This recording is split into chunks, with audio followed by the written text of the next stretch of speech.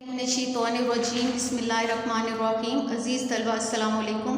उम्मीद है आप सब लोग खैरियत से होंगे। अल्लाह ताला आपको ज़िंदगी के हर मैदान में कामयाब करे और आपको आपकी मेहनत का सिला मिले, आमीन।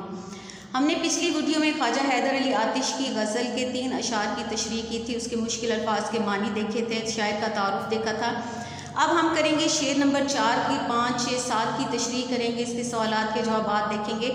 तो इसमें भी आपको मैंने बार बार कहा है कि आप लोगों ने मुश्किल अल्फाज के मानी लाजमी याद करने हैं और फिर आप लोगों ने तशरीह करनी है, और तशरीह से पहले भी आप लोगों ने शायर का जो है थोड़ा सा तारुफ लाजमी लिखना है। अब हम शेर नंबर 4 देखते हैं। रही सब्ज़ बेफ़िक्र किश्ते सुखन, न जोता किया मैं न बोया किया। सब्ज़ क्या होता है? हरी भरी। किश्ते सुखन यानी शायरी की खेती या शेर कहने की सलाहियत है। बेफ़िक्र सोच सियारी यानी खाली दिमाग। अब इसमें देखें कि शायर अपनी शायरी के बारे में बात करते हुए कह रहे हैं कि मेरी शायरी जो है वो लोगों के दिलों पर घर करती है, उन पर असर करती है, कि मैं अपनी शायरी पर कोई मेहनत नहीं करता। शेर खुद ब खुद जो है मेरे जहन में आते चले जाते हैं।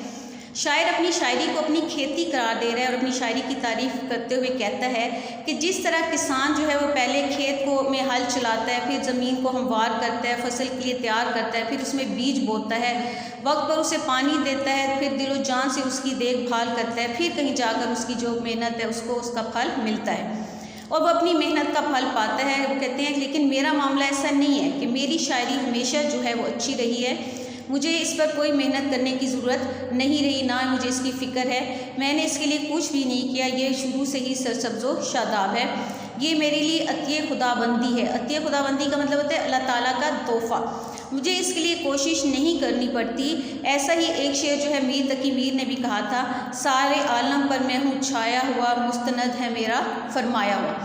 तो ये इसमें वो यही कह रहे हैं कि ये जो मेरी शायरी है ये इस पर मुझे कोई मेहनत नहीं करनी पड़ती, शेर जो है खुद ब खुद मेरे जहन में आते चले जाते हैं और ये अल्लाह ताला का तोहफ़ा है।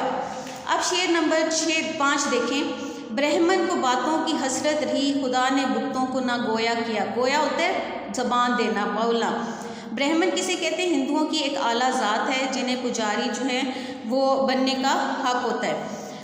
हसरत होता है दिली ख्वाहिश, तमन्ना। बुत होते हैं पत्थर के जो सनम होते हैं, खुदा रब यानी अल्लाह ताला की ज़ात। ना गोया किया यानी बोलने की सलाहियत ना होना, कुव्वत ना होना।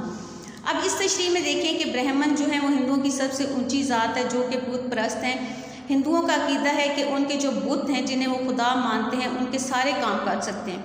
हर काम के लिए उन्होंने अपना इलादा जो है वो देवता बनाए हुए हैं जिनके वो बुत बनाकर अपने मंदिरों में रखते हैं और फिर उनकी पूजा करते हैं। कि इंसान जिस चीज़ की पूजा करता है, उसकी इबादत करता है, परस्तिश करता है, उसके बारे में वो चाहता है कि ज़्यादा से ज़्यादा उसके करीब है, अपने दिल की जो कैफियत है उससे उसकी बात वो कहे। और शायर यहाँ जो है ब्रह्मन के बारे में कह रहा है कि उसे अपने आकाओं से बात करने की हसरत ही रही है, क्योंकि अल्लाह ताला ने बुतों को कुव्वत गोयाई नहीं दी, यानी बोलने की सलाहियत नहीं दी। यहाँ जो है ज़ाहिर है बुत जो है वो बात नहीं कर सकते, तो शायर अपने महबूब के लिए जो है बुत का इस्तारा इस्तेमाल कर रहे हैं। वो कहते हैं कि मेरा महबूब भी मुझसे बात नहीं करता, शायद वो भी एक बुत ही है कि मुझे हसरत ही है कि मैं अपने महबूब से अपने दिल की बात करूं, मगर वो मुझसे बात नहीं करता। खुदा ने बुतों को ज़बान नहीं दी, इसलिए मेरा महबूब भी मुझसे बात नहीं करता। क्यों सुने अर्ज़ मुस्तरिब मोमिन, सनम आखिर खुदा नहीं होता। आप लोगों ने हवाले शेर लाजमी याद करने और मुश्किल अल्फाज भी याद करने हैं ताकि आप लोगों को तशरीह करने में आसानी हो।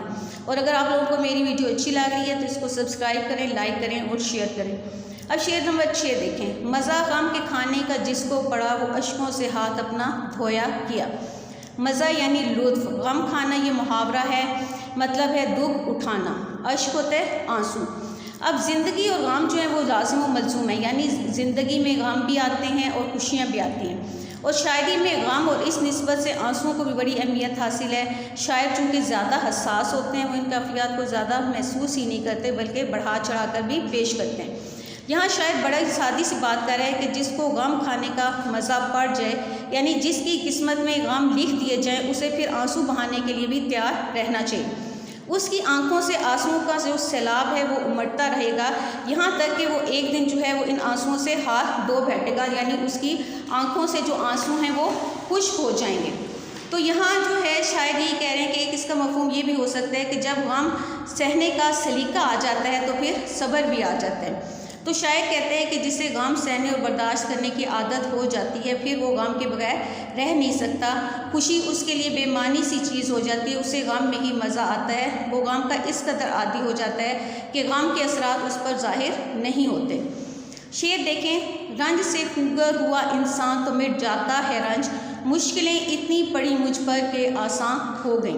हकीकत ये है कि गम की वजह से इंसान जो है उसकी आंखों में आंसू आ जाते हैं, मगर जिस पर गम का कोई असर ना हो, जिसकी आंखों में आंसू भी नहीं आते, तो शायर कहता है कि जो गम शनास हो जाता है वो अश्कों को खो देता है, यानी उसकी आंखों से जो है आंसू वो खुश्क हो जाते हैं। हाथ धोना से मुराद ये है कि किसी चीज़ को खो देना। अश्कों से हाथ धोना से मुराद ये है कि जब कोई गम का आदी हो जाता है तो फिर किसी भी गम की वजह से उसकी आंखों में आंसू नहीं आते। रंजो गमो अंदो हरमो यास, हमारे भी हैं मेहरबां कैसे कैसे। आप लोगों ने हर जो तशरीह है उसका जो हवाले शेर है वो आप लोगों ने लाजमी याद करना है। अब शेर नंबर 7 जो इस गज़ल का मक्ता है, मक्ता मैंने आप लोगों को पहले भी बताया कि मक्ता वो शेर होता है जिसमें शायर जो है अपना तखल्लुस इस्तेमाल करता है। अब इसमें भी देखें, ज़नख़ना से आतिश मोहब्बत रही, कुएँ में मुझे दिल डबोया किया। आतिश ये उनका ऊपर साइन है तखल्लुस का। तखल्लुस वो नाम होता है जो शायर अपने असल नाम की जगह इस्तेमाल करते हैं। ज़नख़ना कहते हैं थोड़ी का गड़ा, जिसे शायर कुएँ से ताबीर करते हैं, यानी इसको मोहब्बत चाह कह सकते हैं। चाह कुआँ यानी पानी भरने की जो जगह होती है, चाह भी कुएँ भी को भी कहते हैं। मक्ता में शायर अपने महबूब के खद्दो खाल की तारीफ़ करते हुए कहता है कि मेरे महबूब की जो थोड़ी में जो गड़ा पड़ता है मुझे वो बहुत पसंद है, वो मुझे बहुत अच्छा लगता है कि मैं उसकी खूबसूरती पे कुर्बान हूँ, लेकिन वो जो है मेरा महबूब जो है वो बेजार है। अब ये जो है गालिब ने भी शेर कहा था कि हम हैं मुश्ताक और वो बेजार, या इलाही ये माजरा क्या है। तो शायर कहता है कि मैं दिन रात अपने महबूब के ख्याल में मगन रहता हूँ, मुझे दुनिया का कोई और काम नहीं सोचता, मेरा दिल अटका भी तो कहाँ, इस दिल की वजह से मैं एक कुएँ में गिर गया हूँ। यहाँ शायर जो अपने महबूब की थोड़ी के गड़े को कुएँ से तशबीह दे रहे हैं।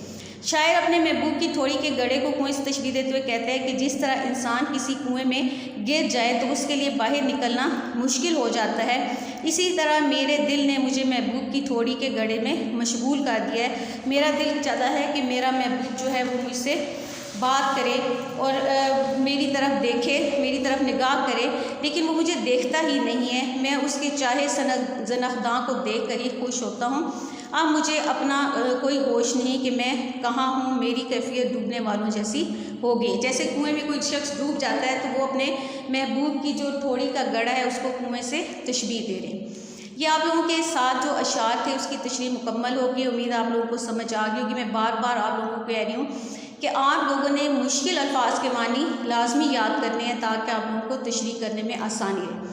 अब हम इसके सवालात के जवाब देखते हैं। अगर आपको तशरीह आती है तो आप लोगों के लिए जो है सवालात के जवाब कोई मुश्किल नहीं है, आप लोग आसानी से लिख सकते हैं जब आपको तशरीह आ जाती है तो। अब देखें कि शायर ने हमेशा अपने महबूब के दांतों के वस्फ किसके वस्फ लिखे हैं। तो शायर ने हमेशा अपने महबूब के दांतों के जो वस्फ यानी खूबियाँ वो साफ लिखे हैं। शायर कहता है कि मेरे महबूब के दांत मोतियों की तरह चमकदार हैं, मैंने अपने महबूब के दांतों से ज़्यादा जो खूबसूरत दांत कभी नहीं देखे।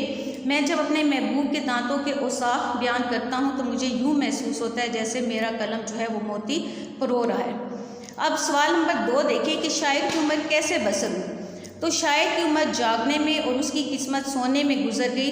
वो अपनी किस्मत का गिला करते हुए कहता है कि मेरी किस्मत ने मेरा साथ ना दिया, मेरी किस्मत सोई रही। शायर अपनी नाकामी का सबब अपनी किस्मत को ठहराता है।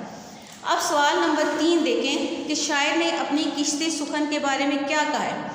तो शायर अपनी किश्ते सुखन के बारे में कहते हैं, उसकी तारीफ़ करते हुए कहते हैं किश्ते सुखन होता है शेर कहने की सलाहियत या खेती, कि ये हमेशा सरसब्ज़ रही है कि मुझे हालांकि मैंने इस पर कोई मेहनत नहीं की, शेर खुद ब खुद मेरे जहन में आ जाते हैं।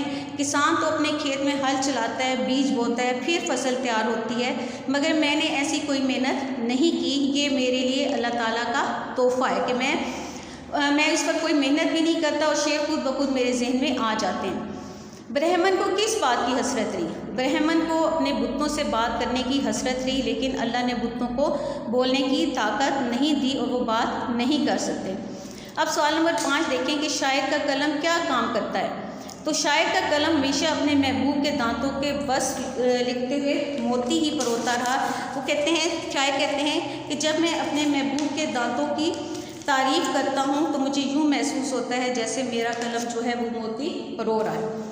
तो ये 5 सवालात थे आपकी जो गज़ल ख्वाजा हैदर अली आतिश है उसके। उम्मीद है आप लोगों को समझ आ गए होंगे, क्योंकि आप लोगों का तशरीह समझ आ जाती है तो कि जो ये सवालात के जवाब ये आप लोगों के लिए कोई मुश्किल नहीं रहते, आप खुद से भी लिख सकते हैं, ये कोई मुश्किल नहीं है। उम्मीद है आप लोगों को समझ आ गई होगी। तो आप मेरे वीडियो को जो है लाइक करें, सब्सक्राइब करें और शेयर करें।